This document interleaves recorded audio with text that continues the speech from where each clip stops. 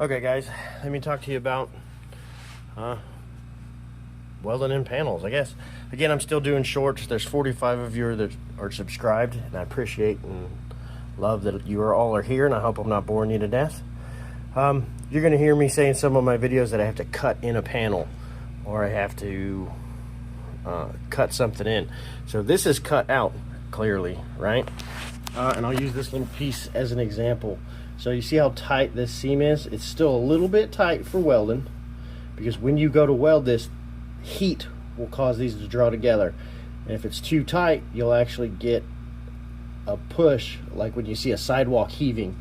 It'll actually raise the joint up, which is not good for your finished work. So what I'll do is I'll use a cutoff wheel. Let me grab one here. It's super thin. And I'll get a nice tack to get it in place where there's already a gap, and then I'll take this cutoff wheel and I'll plunge it, and that'll give me a 30 inch gap every time. And if you're MIGing or you're TIGing, you'll never run into a problem with those pieces heaving if you just cut in your little gap.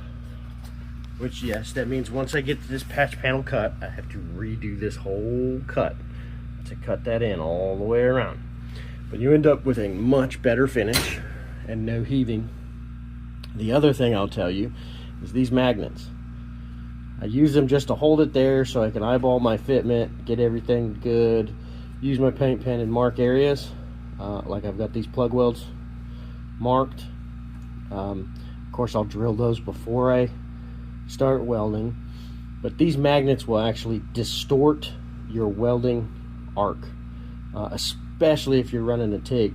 You'll actually see off your tungsten, your arc will curve towards the magnet or away from the magnet, depending on which pole you're close to. And you unfortunately don't know that till you get close, and it messes up your weld. So the magnets are there until I'm ready to start welding. They'll come off, and I'll use something else, whether it be these plug welds themselves or just a really good glove on my hand to get this piece started going in. So I guess that's your tip if you're just starting out on this stuff. I'll do another video later once, of course, this is in and I start cutting in this big panel.